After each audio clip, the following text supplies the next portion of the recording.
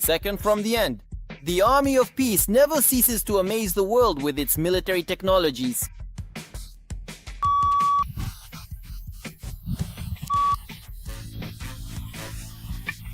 Extremely highly advanced. Solutions of the Russian military-industrial complex, paired with highly trained fighters, often look exactly like this in practice. Let's sit down. But the bunker grandpa seems not to notice who and with what is actually defending his senile ideas at the front.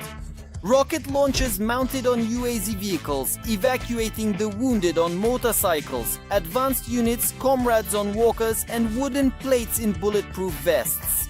These are the current realities on the front lines for the Russian army. We'll talk about them in Arsenal.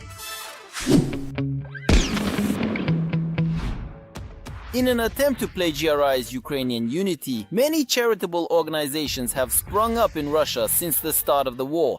However, they managed to steal the idea, but not its essence.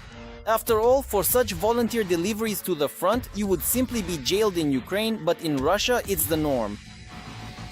What kind of plate is that? Let's take a look. No need to plate it or anything. Yeah, I really wouldn't. Yeah, maybe some heavy-duty Kevlar can handle it. Bring your own firewood. I get it. It's for protection against wooden bullets. We're conducting these R&D projects and we're ready to start production. We have basically already provided all the relevant instructions to the industry. Wood is Russia's favorite material for everything. It grows by itself, after all. The main task is to chop it down and carve whatever your heart desires. Want extra protection for tanks? If you want, reinforce it. Bridges for armored vehicles. After all, building things out of sticks, well, you get it, that's a widespread tradition in Russia. I didn't even know they used such technologies in bridges. Foam sealant. As for exactly what is happening right here, I won't even attempt to comment. And all of this is somehow put together using nothing but simple wooden planks. But a bridge made of planks is far from the only thing a Russian can come up with out of desperation. Belgorod region. A local resident wrote BNR on his roof with paint.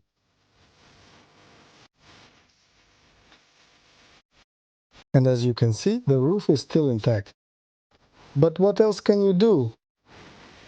If there's no air defense, then at least let Gladkov hand out Ukrainian flags to the residents. But the Russian leadership is handing out crutches so that the world's second army can keep fighting for a Dhaka in Gelendzhik and Putin's billions. After all, losing limbs for a Russian soldier is just one of the hardships of military service. With crutches, with sticks. Here's a guy with no leg whatsoever using a pair of crutches right in front of me. I've got a cane.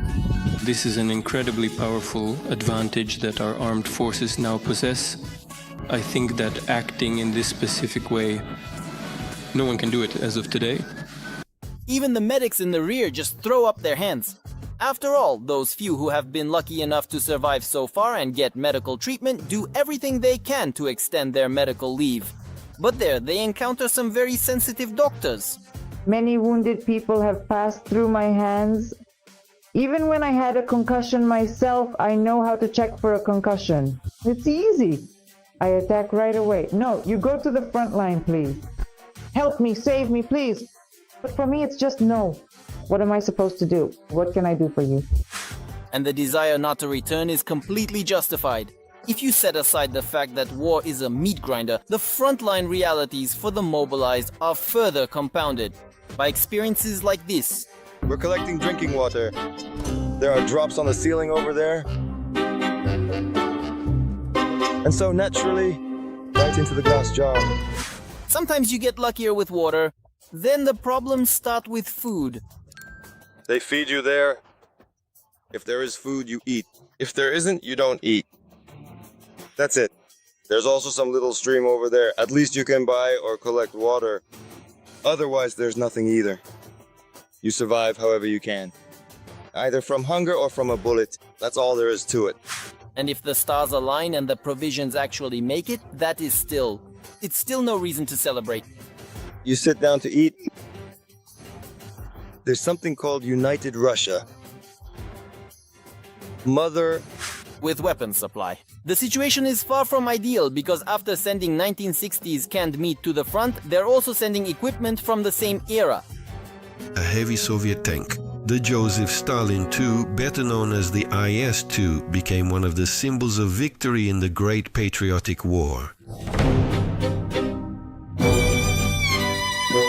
Right behind me, right here, there it is, the little antique cannon. Basically, when we first made it, my grandfather was only about 10 years old at the time, just for the record. And here the same principle applies as with people. If you become disabled, they'll patch you up, and back into battle you go, just like... You can see here there's practically no visibility for the driver mechanic. At the same time, the turret is jammed. It doesn't have any shells at all and can't fire. And really, what is there to shoot with here? This is a Russian T-62M tank, which was built during the 1960s. Right now, it has no armor, no ammunition, and was primarily used to transport personnel. At the same time, the crew was taken prisoner here. Also, as you can see, the reactive armor that's on it is empty. There's no ammunition load. The gun is jammed. The turret is jammed. It was simply used as a taxi. So the coolie bins have to improvise on the fly. It doesn't fit into the hail, no problem. We'll stuff it into a homemade pipe on a tripod. Not enough armor, not a problem either. The launch unit for the S-8 aircraft missiles is easily screwed on for shooting on the Oasis. Volley, volley, volley, volley. Alright. And it doesn't matter that aimed fire is impossible under such conditions. It flew off somewhere, and that's fine. Our national armed forces are becoming increasingly sophisticated, exceptionally capable, and fully prepared to conduct and employ the most advanced methods of modern armed combat. They have reached a level of excellence to a degree that no other professional army anywhere in the world today is prepared for or truly able to achieve. Here's our unit, Assault. Damn. Look at the APCs we've made for ourselves. If he had solemnly promised that he would not do it, it would have been perfectly acceptable. With your help, people. At the same time, attempts to produce something worthwhile turn into isolated cases for PR on Ross TV. To complete the image of the soldier of the future, really, all that's missing is an exoskeleton. That's the kind of wrap the guys came up with, a backpack. Let's go for a run. Honestly, I don't run that well without a backpack. Well, in principle, it's doable. You can definitely run away from an FPV drone. Well, we just checked. It works at 200 meters. But these 200 meters are almost the only ones on the front line, covered by developments that have no analogs. But in places where a correspondent's foot has never set, everything remains the same. A kamikaze drone targeted us. The kamikaze drone did its job. Look, the heavy guy lost his leg. The guys ran through, dragging the quadcopter. The quadcopter targeted us. But what you find everywhere in the current Russian army is being ripped off for money, to use the words of their own Supreme Commander-in-Chief. Since February 7th, we were in the LNR, Kremina, Rubizhne. And from February 7th, we were transferred to the Belgorod region, Russian Federation. After we were transferred to the Belgorod region, they stopped paying us combat bonuses. Even though our losses in the Belgorod region are several times higher than in the LNR. You even have to pay for not dodging an incoming enemy shell, but surviving. And the amount is really very insufficient.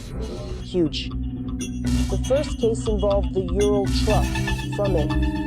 They extorted 150,000 rubles, and then for the second time they demanded either 100,000 or 1,300,000.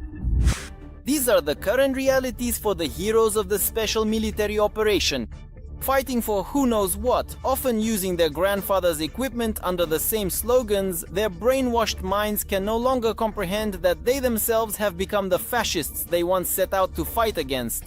But perhaps it is the Russian command that can best explain to them just how much their homeland needs them, through its supplies, support, logistics, and orders. Did you like this video? Then please don't forget to give this video a thumbs up. Subscribe to our channel so you don't miss any of our new episodes of Arsenal.